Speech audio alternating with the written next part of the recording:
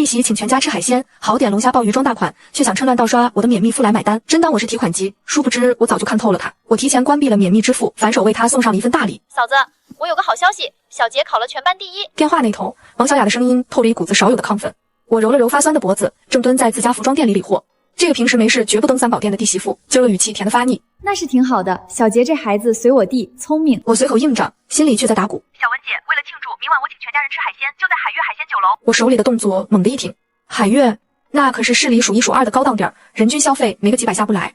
我太了解王小雅了，平时带孩子来我家店里，看中哪件拿哪件，从未提过一个钱字。给爸妈买个2块钱1斤的烂苹果，都得在家族群里发个红包，显摆半天。他请客还是去海悦？小雅，海鲜可不便宜，你确定？哎呀姐，你就别操心了，浩然最近工作干得顺，难得聚聚，花点钱算什么？他笑得花枝乱颤，仿佛背后真坐着座金山。挂断电话，我看着满屋子的皮草和新款，心里那股不安像潮水一样涌上来。前阵子我翻遍家里和店里，那张给爸妈攒养老钱的50万存款凭证突然不见了，我一直以为是自己放错了地方，没敢声张。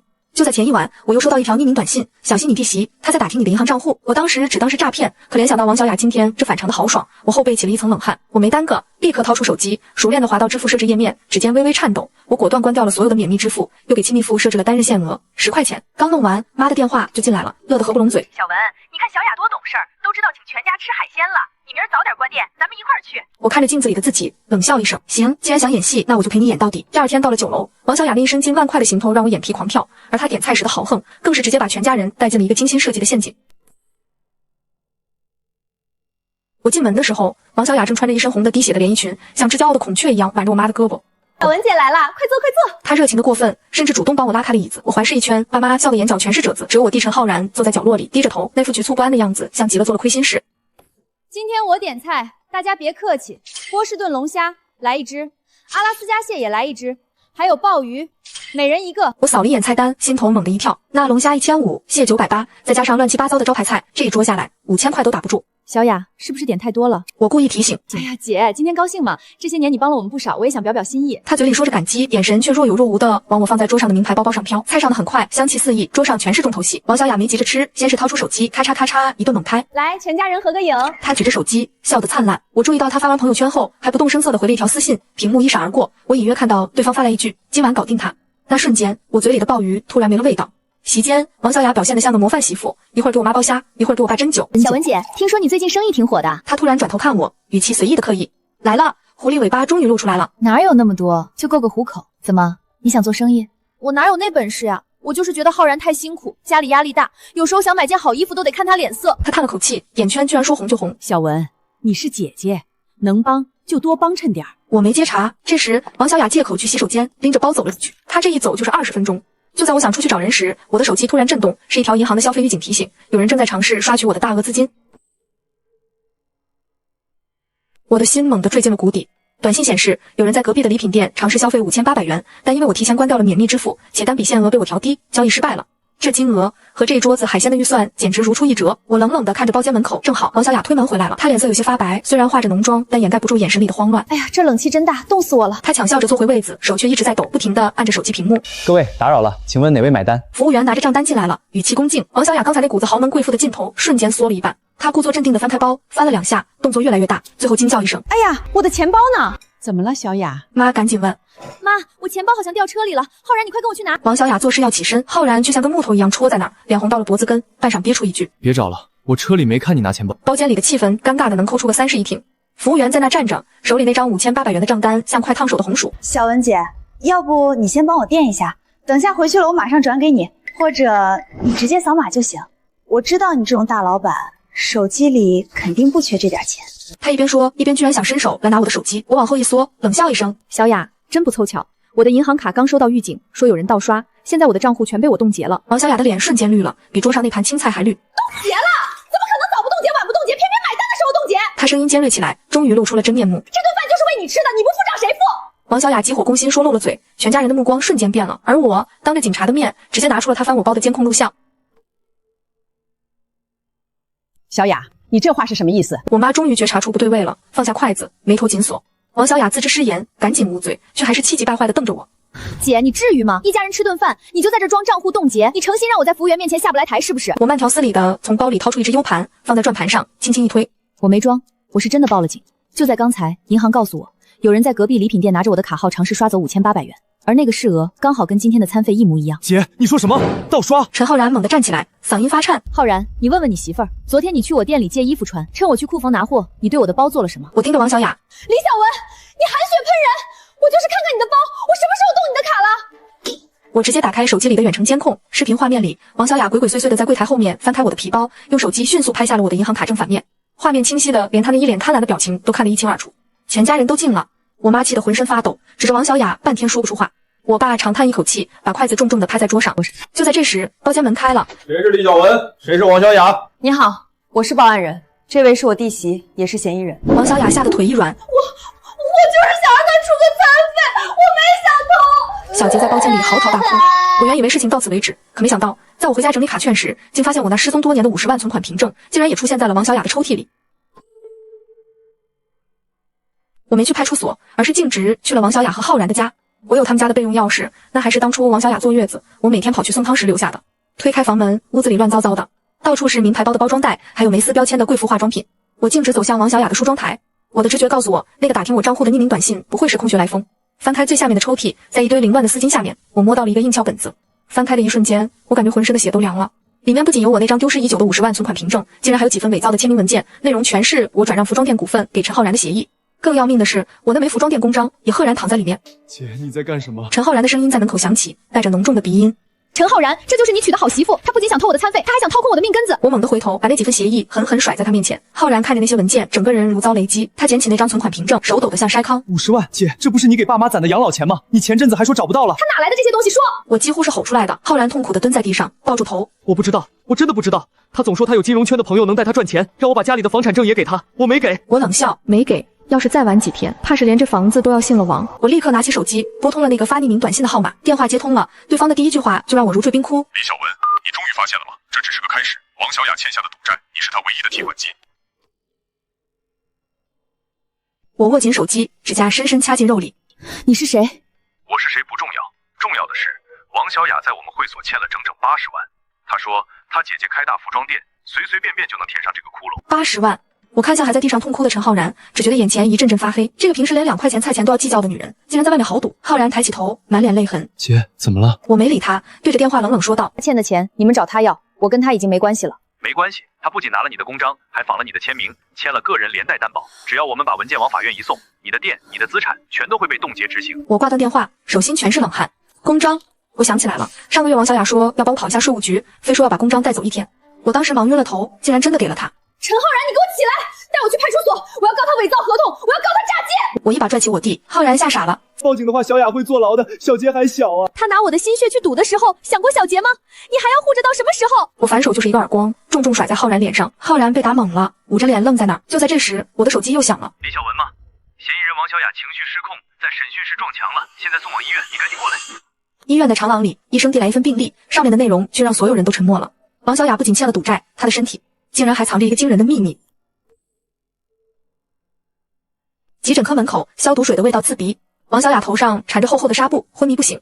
我爸妈赶过来的时候，我妈直接晕了过去，场面乱成一团。谁是家属？医生推开门，手里拿着一叠检查报告。陈浩然连滚带爬的冲过去。不是，他怎么样了？撞击不重，但我们在血检中发现，患者长期服用一种强效兴奋类药物，且伴有严重的代谢系统紊乱。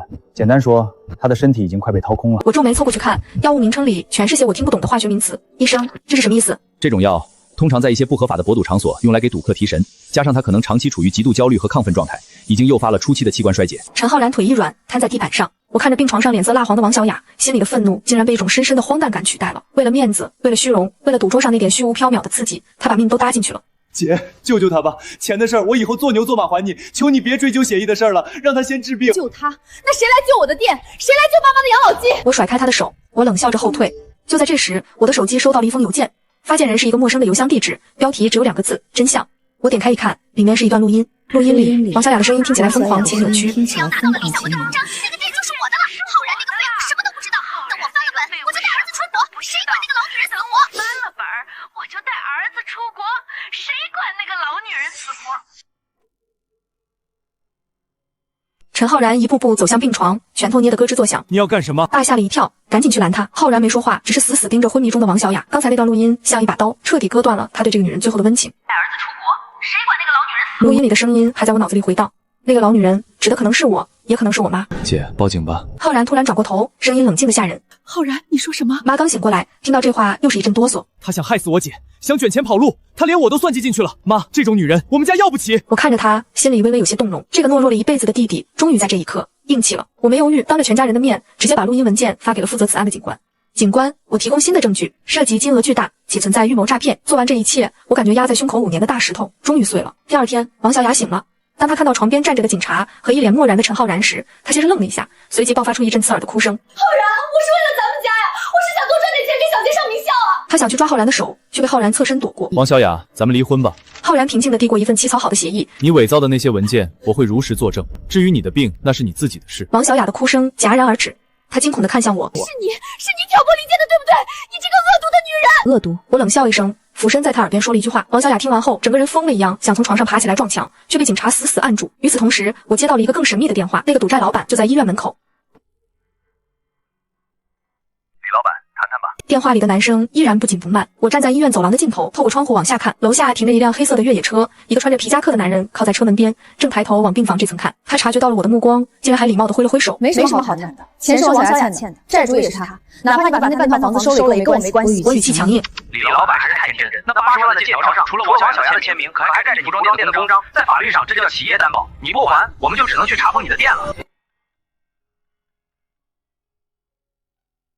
我的呼吸猛地一滞。企业担保，王小雅这个疯女人，她不仅是想偷我的店，她是想把我的店直接拉进地狱。今天下午3点，南郊旧仓库，带上那张50万的存单，剩下的30万我们可以慢慢商量。挂断电话，我感觉浑身脱力，瘫坐在长椅上。50万，那是我为了全家辛苦攒下的最后一笔底气，要是给了这帮亡命之徒，我这辈子就真完了。姐，怎么了？浩然走过来，神色担忧。我看着他，突然想到了一个极度危险的主意。我凑到他耳边，去找你那个在派出所当协警的同学，我有笔生意要跟这帮债主结清。我没打算给钱，既然他们想要那张存单，我就给他们一张特别的。下午3点，南郊旧仓库。我独自拎着包走进阴森的厂房，皮夹克男带着几个打手狞笑着围了上来。可就在他接过存单的那一刻，仓库大门突然被锁死，四周响起了凄厉的警笛声。皮夹克男吐掉嘴里的烟头，大步走过来。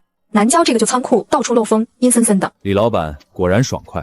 我把手里的包紧紧搂在怀里，装出一副惊恐的样子。钱和存陈都在里面，公章和借条呢？都在这儿，一手交钱，一手交货。他从兜里掏出一叠纸，晃了晃，他身后的几个打手不怀好意地围了过来，封死了我所有的退路。我深吸一口气，把包递了过去。皮夹克男迫不及待地拉开拉链，翻出了那张50万的存单。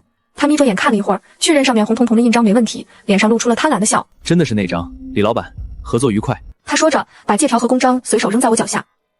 我低声问：别急啊，剩下的30万你打算怎么商量？我改主意了，我看你那个店不错，要不直接抵给我们算了。我就知道这帮人没信用，如果我不给呢？我冷冷地抬起头，不给，在这儿由不得你。他挥了挥手，几个大汉就朝我扑了过来。砰！仓库的大门突然发出一声巨响，外面的阳光猛地刺了进来，几十名全副武装的特警瞬间包围了整个仓库，红外线准星密密麻麻地落在皮夹克男的身上。李小文，你阴我！皮夹克男吓傻了，手里还死死攥着那张存单。他嘶吼着想冲过来，却被当场放倒在地。我捡起地上的公章和借条，轻轻拍了拍上面的土。我蹲下身，看着被按在地上的他。你忘了看存单背面了。他拼命侧头看去，只见那张存单背面印着一行醒目的大字：道具凭证，仅供拍摄使用。这是我找人高仿的唯一的用处，就是作为钓鱼执法证据。而真正的50万早就被我转移到了我妈的名下。就在我以为可以回归平静生活时，陈浩然却突然失踪了，只在桌上留下一张沾满血迹的纸条，上面写着：姐，我对不起你，我去替你把剩下的债还了。看到那张沾血的纸条，我脑子里嗡的一声，差点栽倒。字迹潦草，带着干枯的红色。陈浩然这个蠢货，他能拿什么还？他唯一的资产就是那辆开了5年的破车和一身没2两重的骨头。我疯了似的打他电话，关机。爸妈还不知道这件事，妈正带着小杰在医院楼下吃早饭。我强撑着发软的腿，冲到派出所找那天负责的警官。警官，我弟失踪了。他可能去找那些高利贷余孽了。警官脸色一变，李女士，你冷静点。昨天的抓捕行动虽然抓了头目，但确实还有几个马仔在逃。你弟知道他们的据点？我猛地想起王小雅那叠翻烂的本子里夹着一张写有老九字样的私人名片。我立刻驱车赶回浩然家，在垃圾桶旁翻到了那张名片，背面写着个废弃化工厂的地址。陈浩然，你千万别做傻事儿。我一边开车往化工厂赶，一边报了警。风从车窗灌进来，刮得脸疼。我想起小时候，浩然为了护我，被邻居家的恶犬咬得血肉模糊，都不肯松手。他是笨，但他真的把保护姐姐当成了命。还没到化工厂，我就在路边看到了浩然那辆撞在树上的破车。我连滚带爬的冲下车，浩然的破车车头尽毁，挡风玻璃碎了一地。浩然，陈浩然！我对着荒凉的草丛嘶吼，回应我的只有枯叶的沙沙声。血迹断断续续，一直延伸进那座废弃的化工厂大门。我顾不得等警察，随手从路边捡了块红砖，咬牙摸了进去。厂房里弥漫着一股刺鼻的化学品味道。在一间空旷的锅炉房里，我听到了沉闷的撞击声。说：“你老婆藏起来的那些金条在哪？”一个公鸭嗓在叫嚣。我趴在破烂的窗沿往里看，陈浩然被反绑在椅子上，满脸是血，眼睛肿得睁不开。我不知道，钱都被你们骗光了。浩然声音微弱。两个男人围着他，其中一个正是那天侥幸逃脱的老九。不知道，王小雅那个婊子亲口说的，他把最后20万金条藏在了你姐的店里。老九一巴掌扇过去，浩然连人带椅子摔在地上。我心头狂震，金条藏在我店里？王小雅这个毒蛇，死到临头还要拉我垫背。他故意放这种假消息给绑匪，就是想看这帮疯子来撕碎我。老九从腰间拔出一把尖刀，抵在浩然的脖子上。既然你不知道，那就让你姐带着金条来换你的命。打电话。我的手机在这一刻死灰复燃般的响了。电话在静谧的走廊里刺耳的惊人。谁？老九猛地回头，手里的尖刀差点刺进浩然的喉咙。我被发现了，索性握着砖头站了出来，深吸一口气，强迫自己声音冷静。老九，别动他。金条确实在我这儿，但我要先确定我弟活着。老九狞笑着收回刀，一把拽起浩然的头发。李老板，你可真有种。带货了吗？都在车后备箱。你们这么多人，我跑不了。我边说边慢慢往后退，眼角余光扫向工厂入口，警笛声隐约在2公里外，还不够快。去，把东西提过来。老九给同伙使了个眼色。那个马仔骂骂咧咧地朝我走来，我手心全是汗。后备箱里哪有什么金条，只有一箱我打算退货的残次品羊绒衫。一旦拆穿，他们真的会撕票。磨蹭什么？拿过来！老九不耐烦地吼道。就在马仔碰到我的瞬间，我突然大喊一声：浩然，低头！我拼尽全力把手里的红砖砸向马仔的头，趁他惨叫倒地，我疯了似的冲向浩然。找死！老九暴怒，挥着尖刀朝我刺来。就在刀尖离我心脏只有几厘米时，一个黑影猛地撞开了老九。是陈浩然。他竟然挣断了绳子，但他这一撞却让那把尖刀深深扎进了他自己的侧腹。浩然！我凄厉地喊出声。陈浩然捂着肚子倒在地上，鲜血像关不住的自来水一样往外冒。老九也被这阵势吓住了，他刚想补一刀，外面砰的一声，警察破门而入。放下武器，举起手来。老九还想负隅顽抗，被带队的警官一个过肩摔，死死按在地上。我连滚带爬地扑到浩然身边，用脱下的外套死死按住他的伤口，手抖得不成样子。姐，没给他们钱吧？浩然疼得满脸冷汗，却还扯着嘴角想笑。都什么时候了，还管钱？你是不是傻？我眼泪夺眶而出，撑住，救护车马上就到。浩然虚弱地闭上眼，我不想，总让你保护，我也保护你一次。在救护车的鸣笛声中，浩然被抬上了担架。医生说伤口很深，伤到了脾脏，幸好没扎中心脏。等我处理完现场赶到医院时，我妈正坐在长椅上嚎啕大哭。我的儿啊，怎么就摊上那个丧门星了？我坐在他身边，一句话也说不出来。这场海鲜宴吃掉了我的信任，吃掉了浩然的半条命，也吃碎了我们家维持了多年的假面具。但我知道最难的一关还没过。王小雅那个女人，如果不彻底解决，她就是悬在我们头上的毒瘤。半个月后，王小雅在看守所提出要见我，她瘦得脱了相，见到我第一句话却是：李小文，你以为你赢了吗？我给小杰留了一份遗产，你很快就会求着我去死。看守所的玻璃墙后，王小雅笑得像个疯子。遗产？你除了债还能留下什么？我冷冷地看着她。我把小杰的抚恤金受益人改成了我娘家，而且她压低声音，眼神里全是恶毒。我给小杰买了一份高额重疾险，保费我已经挪用公款交齐了。只要我被判刑或者死在牢里，受益人就会生效。但你猜谁才是真正的受益人？我心里咯噔一下，这女人连亲生儿子都算计。你想说什么？受益人是你妈，也就是小杰的奶奶。王小雅笑得更欢了，那笔钱够你们还债，也够小杰生活。但前提是你必须撤销对我的诈骗指控，承认那50万是你自愿赠予我的，否则我会在开庭前自杀，到时候保监会介入调查，这笔钱你们一分也拿不到。他这是在拿自己的命威胁我全家人的未来。如果我撤指控，我的店就拿不回来，那50万就彻底打水漂，法律会认定他无罪。如果我不撤，他如果真的死在牢里，那笔保险金确实会因为各种纠纷被冻结，甚至作废。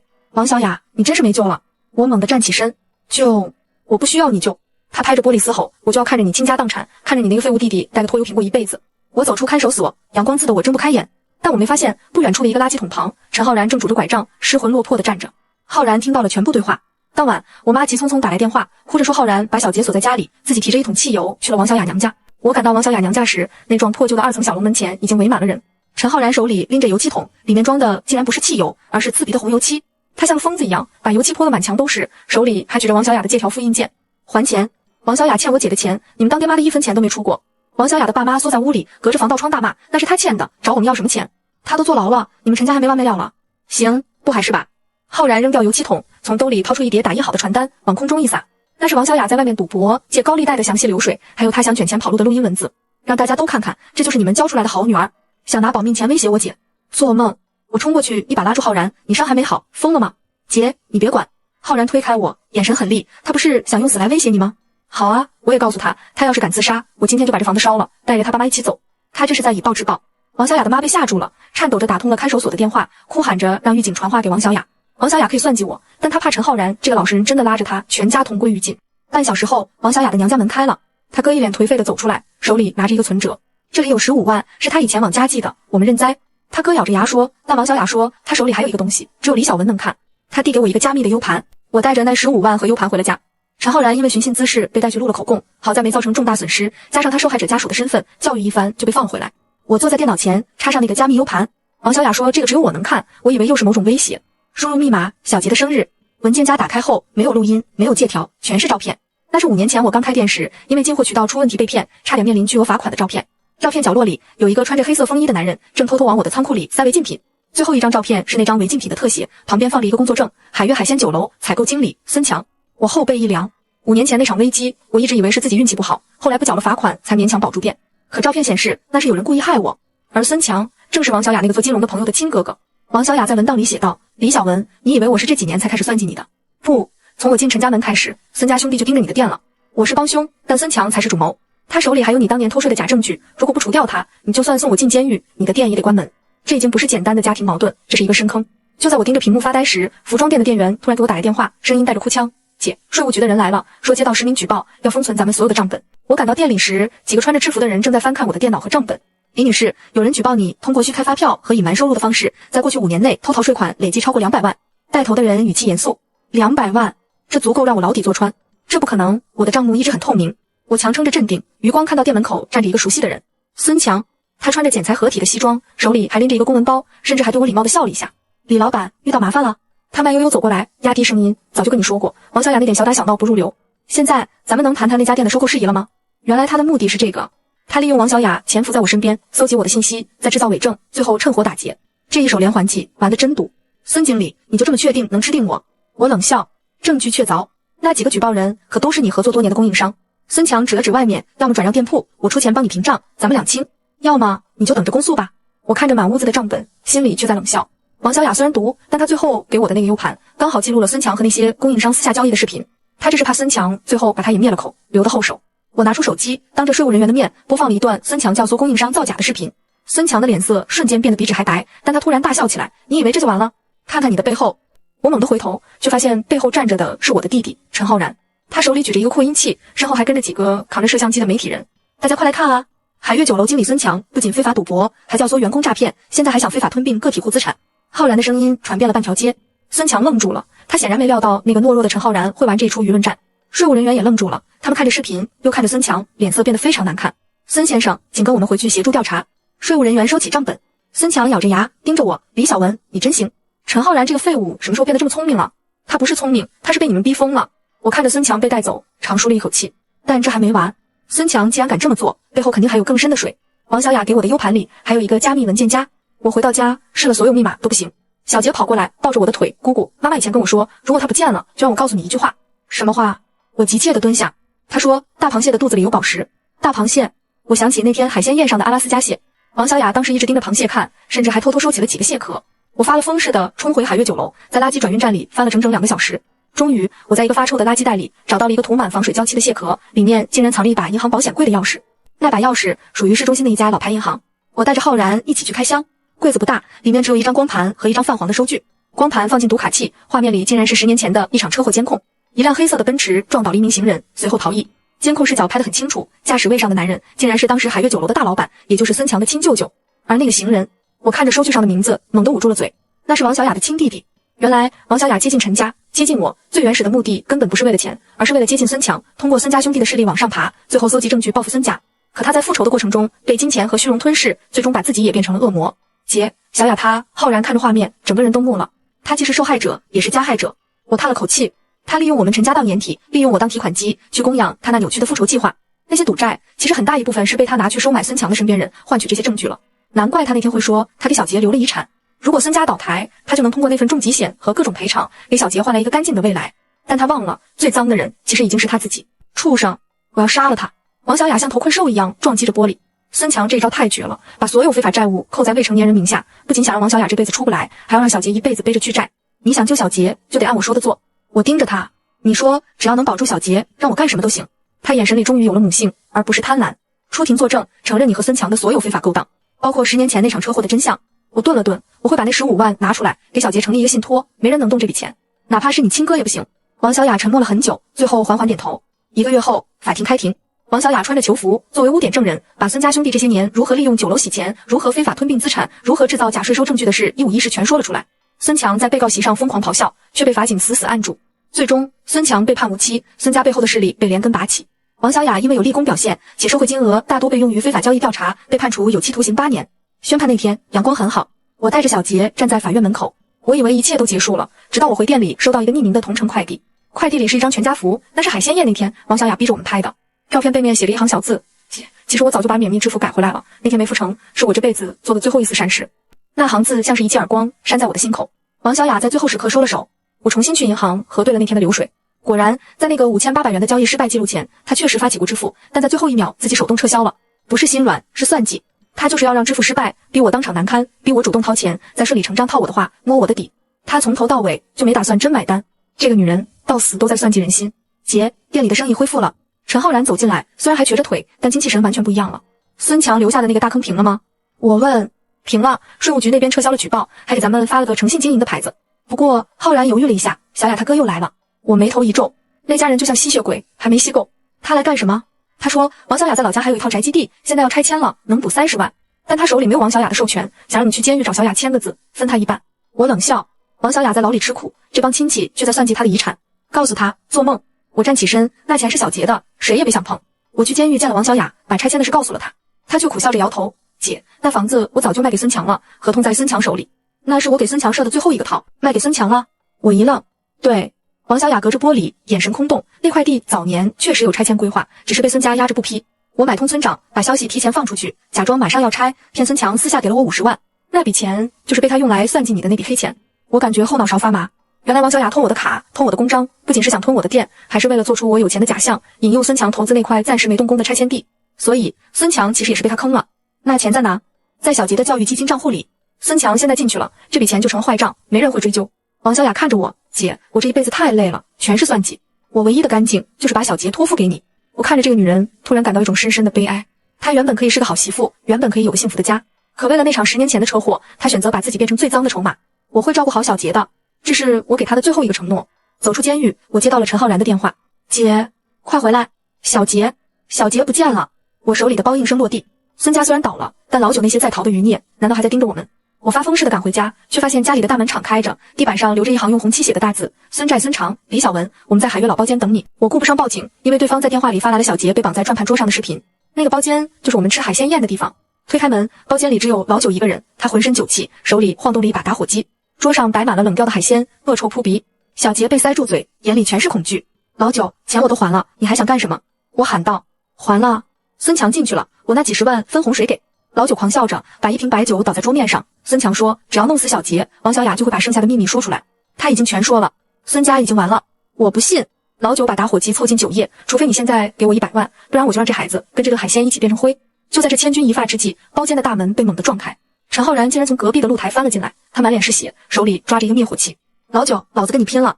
浩然不顾一切地冲上去，老九被撞倒在地，打火机掉在地上，瞬间点燃了大半个桌子。火势蔓延的极快，我冲上去解开小杰的绳子，抱起他就往外跑。浩然，快走！浩然死死掐住老九的脖子，两人在火焰中翻滚。杰，带小杰走，别回头！随着一声巨响，包间的落地窗被热浪震碎。我抱着小杰瘫倒在酒楼大厅，眼睁睁看着那家海景包间被火海吞噬。酒楼的火警声响彻云霄，浓烟像巨兽一样吞噬了顶层。我抱着小杰瘫在马路上，死死盯着那个破碎的窗户。浩然，陈浩然！我嗓子喊到嘶哑，心像被丢进了油锅。就在消防员冲进大楼的前一秒，一个浑身焦黑的人影拖着另一个不知死活的躯体，从2楼的露台纵身跃下，重重摔在救生气垫的边缘。是浩然，他死死拽着老九的领子，哪怕昏迷了都没松手。老九被摔得满脸是血，手里的打火机早就不见了踪影。浩然的后背被烧掉了一大块皮，惨不忍睹。医生护士一拥而上，我推开人群冲过去。浩然眯缝着眼，看到我和小杰平安，嘴唇翕动了一下，还没说话就晕了过去。医生，求你救救他！我抓着医生的袖子，手抖得拿不稳手机。这一刻我才明白，什么50万，什么服装店，在这一条命面前连个屁都不是。浩然被推进了抢救室，老九被戴上手铐。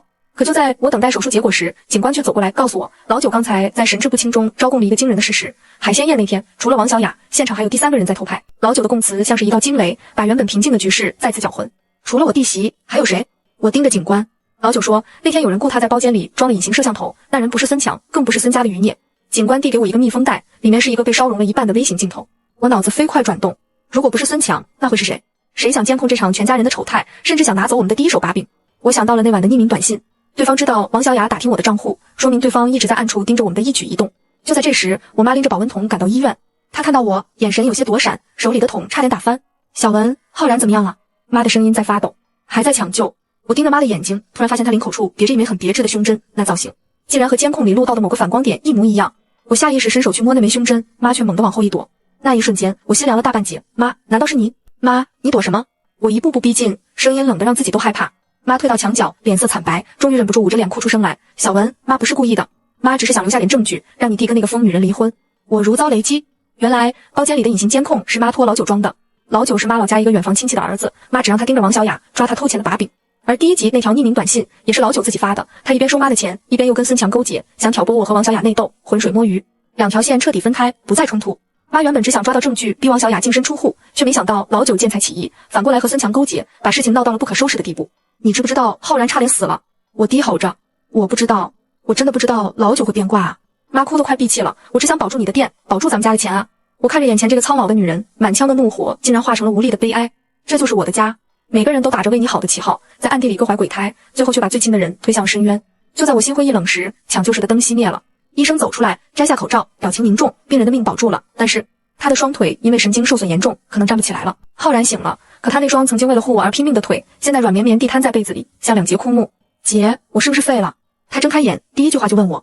我死死攥着床单，眼泪断了线往下掉，一个字也说不出来。妈在走廊里哭得死去活来，她不敢进来。她知道是她的聪明才智间接废了自己的亲生儿子。不废，姐有钱，姐带你去全国最好的医院治。我强撑着笑，轻轻摸着他的头。浩然却转过头看着窗外，眼神里一点光都没有了。他这种要强的人，怎么受得了下半辈子在轮椅上过？就在这时，病房门被推开，王小雅的哥哥竟然又来了。他这次没带拆迁协议，而是带了一个看起来文质彬彬的律师。李小文，陈浩然瘫了，这事儿咱们得好好算算。他一脸胜券在握。算什么？我冷笑。他哥拍了拍桌子，甩出一份保险单。王小雅入狱前给浩然也买了一份意外险，现在他残疾了，保额有100万，但这笔钱的受益人是王小雅。100万。王小雅那个女人真的把我们全家人都算进了一张密不透风的网里。她算到了浩然可能会出事，甚至算到了他致残后的保额。这笔钱现在成了王小雅娘家最后翻盘的机会。浩然还没死，这钱你们拿不走。我冷冷盯着王小雅的哥哥，受益人是小雅，现在她坐牢，这笔钱的管辖权就在我们家属手里。他哥贪婪地舔了舔嘴唇，要么你把那50万还我们，我们把保单受益人改成小杰，要么咱们就法庭见，看看这笔救命钱谁能先拿到手。浩然在床上听得一清二楚，他突然惨笑一声，抓起枕头狠狠砸向对方。滚，都给我滚！我把那帮吸血鬼轰出了病房。回到病床前，浩然突然拉住我的手，力气大得惊人。姐，把50万给他们，我不要那笔钱，我只要他们永远消失在小杰的生活里。浩然，那是你的养老钱啊！我心疼得快碎了，我不养了。浩然自嘲地看着腿，姐，我想见王小雅最后一面。监狱的探视室里，浩然坐着轮椅，王小雅戴着手铐，两人对视了整整10分钟，谁也没说话。最后，王小雅在协议上签了字，但她提了一个要求，她要和我说一句悄悄话。看守所的玻璃墙后，王小雅笑得像个疯子。李小文，你以为你赢了吗？那50万根本不是你挣的干净钱。我皱眉，你又想胡说什么？那笔钱是孙强买我老家宅基地的黑钱。王小雅嘴角勾起一抹冰冷的笑，她不敢走公账，就通过我把钱打到了你爸的卡上。你爸早就收下了，他一直心虚，所以才对我百依百顺。我如遭雷击。原来爸那副愧疚、躲闪、不敢跟我对视的样子，不是因为别的，是收了孙强的黑钱，心里有鬼。你以为我是唯一的恶魔？王小雅剧烈咳嗽起来，咳出了血丝。这个家里每个人都在装糊涂。你爸收黑钱装老实，你妈睁一只眼闭一只眼，只有你像个傻子一样，自以为是的拯救所有人。我猛地推开探视室的大门，死死盯着我爸。他看到我眼神的一瞬间，手里正给小杰包的橘子掉在了地上。爸，他说的是真的吗？我声音颤抖。爸沉默了很久，终于缓缓站起身，从怀里掏出一张折叠的已经破烂的转账回执，上面的付款人正是孙强。那张转账回执，付款方是孙强，收款方是我爸，金额整整50万。小文，爸对不起你。爸低着头，声音干瘪。孙强托小雅找我买地，钱打我卡上，我一时糊涂收下了，没敢告诉你。小雅威胁我，敢说出去就让咱们家鸡犬不宁。我站在走廊，看着这群所谓最亲的人。原来那50万不是父爱，不是封口费，是孙强用来套住我们全家的黑钱。我辛苦经营的店，我为了救浩然差点丢掉的命，在这笔脏钱面前全是笑话。所以海鲜宴那天，他不仅要钱，还要把咱们全家绑在孙强的船上。我冷笑着问，爸不敢看我。我转身就走，妈在后面喊，小文，浩然还没出院呢。我没回头，直接开车去了银行。我把50万取了出来，分成3份。我要做的第一件事就是彻底切割这份肮脏的血缘。我把钱分成3份，一份给浩然治病，一份留给小杰做信托，剩下的一份我取了现金，当着我爸的面重重甩在病床上。这是给陈远的。从此以后，你们的烂事跟我没关系。我回店挂上了清仓撤柜的牌子，这个沾了太多尔虞我诈，我不要了。我要带着小杰走。搬家那天，陈远找上门了，他黑了，瘦了，穿着洗得发白的校服，怯生生地递给我一个存折。姐姐，我攒了8000块，还给你。我不知道我的存在让你这么苦。我鼻尖一酸，错的是长辈，孩子是无辜的。可还没等我说话，几个壮汉冲出来按住了他。小杂种，终于找到你了，还钱。对方是盯上陈远的债主。我拎起剪刀，指着领头的脖子，想要钱，去派出所领。但陈远为了不连累我，趁乱跑进了夜色。我发了疯似的冲进夜色。陈远这孩子太傻，他以为跑了就能救我，却不知道那帮历代狗只会变本加厉。最后，我在化工厂废墟的一角找到了他。他缩在水泥柱后，满手是血，怀里死死护着一支摔坏的廉价钢笔。姐，我本来想送你这个当见面礼的。他哭得全身发抖，我心疼得直掉泪，正要拉他起来，孙强的律师却带着几个大汉堵住了废墟出口。那律师推了推眼镜，一脸阴冷。李小文，孙强在狱中自杀了。此前他伪造了一份民间借贷合同，把你写成借款人，金额巨大。再加上当年王小雅偷盖你公章，仿你签名的担保文件，现在所有证据都指向你欠债不还。我脑子嗡的一声。当年王小雅趁我不备，偷偷拿走我的服装店公章，在孙强的赌债合同上盖了章，把我做成了连带担保人。这是他早就布好的局。如果你不还，你的店、房子，甚至你弟的腿，都会被强制执行。我攥紧拳头，终于想通了。所谓20万金条根本不存在，那是王小雅故意骗老九来缠我，好让老九跟孙强内斗，他坐收渔利。查封令连夜贴上了我的店门。看着瘫在地上的父母和轮椅上的浩然，我咬碎了牙，拨通了律师电话。我要起诉，证明那份担保合同是伪造勒索得来的。起诉伪造担保，这消息在小城炸开了锅。妈抓着我的脸大骂我没良心，说我要把这个家彻底毁了。妈，如果不证明那合同是王小雅偷章伪造，孙强勒索来的，全家都得去大街上要饭。我推开他，眼神冷得像冰。法庭上，王小雅作为污点证人，连着氧气管出现在大屏幕里。她已是弥留之际，眼神却异常清亮。王小雅，你说清楚，那份担保书是不是你偷拿李小文私章伪造，并用孙强的罪证要挟他？律师字字珠玑。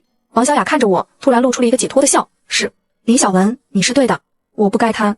那协议是废纸，钱我都洗白留给小杰了。法官落锤，担保无效。就在这一瞬间，屏幕里的王小雅头一歪，一气长鸣。那个斗了5年的女人，死在了审判的一刻。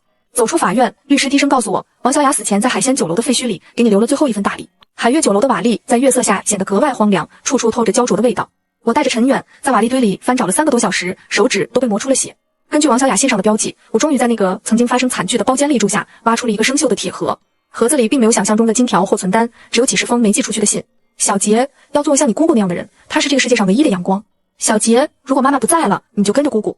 我一封封读着，泪水模糊了视线。原来王小雅从未想过要带儿子逃走，她知道自己走的是绝路。她所有的算计，竟然都是在疯狂地为小杰攒一份赎罪金。而在信的夹层里，我找到了一张小小的照片底片，那是孙强当年肇事逃逸的原版底片，也是王小雅留给我最锋利的一把刀。我没有犹豫，直接带着证据去了省里的调查组。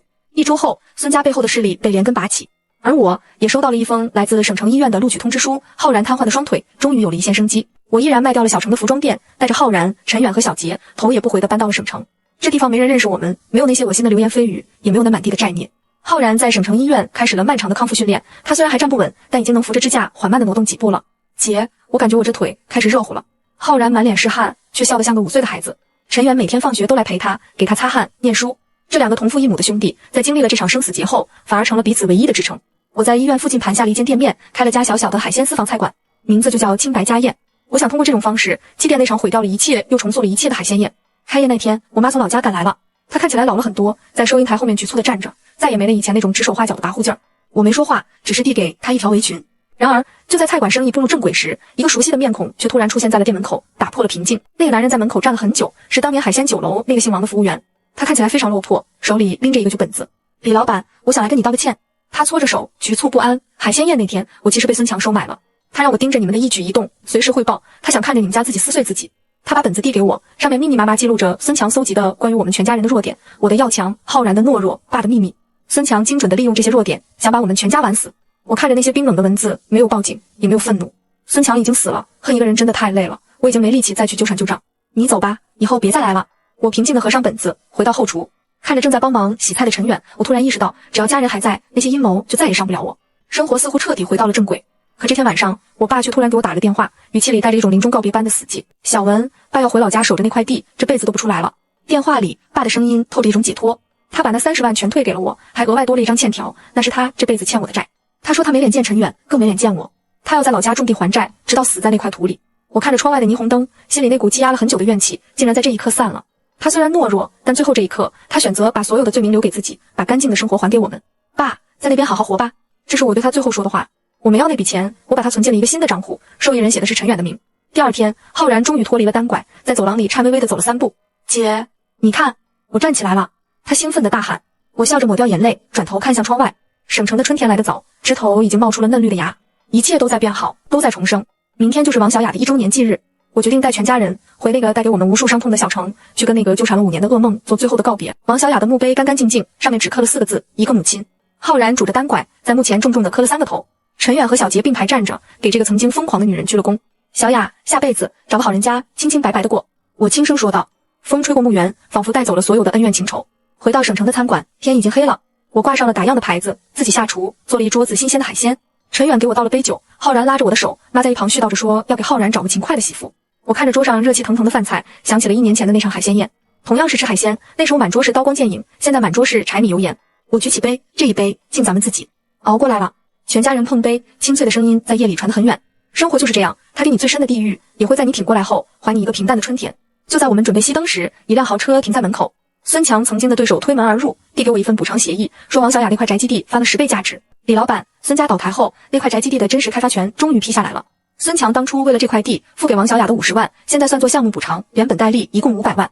你是第1顺位继承人。男人递过来一份沉甸甸的补偿协议，全家人都惊呆了，妈的手都在颤抖。500万，这足以让我们家瞬间实现阶级跨越。我接过协议，看着上面冰冷的数字，又看了看身边正在剥虾的小杰和陈远，突然笑了。我拿起笔，看都没看就签了字。但我对男人说，这笔钱我捐给市里的妇女儿童保护基金，有些钱拿了烫手，我现在的每1分钱都挣得清白，睡得安稳。男人愣住了，他没想到在这个金钱至上的时代，还有人能拒绝这样的诱惑。我拉下卷闸门，最后一次检查了手机银行，免密支付依然关着，但我知道我的心已经不需要再防备任何人。路灯拉长了我们一家的身影，浩然牵着小杰，陈远提着包。这一场因为海鲜宴而起的噩梦，终于迎来了最纯净的黎明。我叫李小文，我终于找回了自己的家。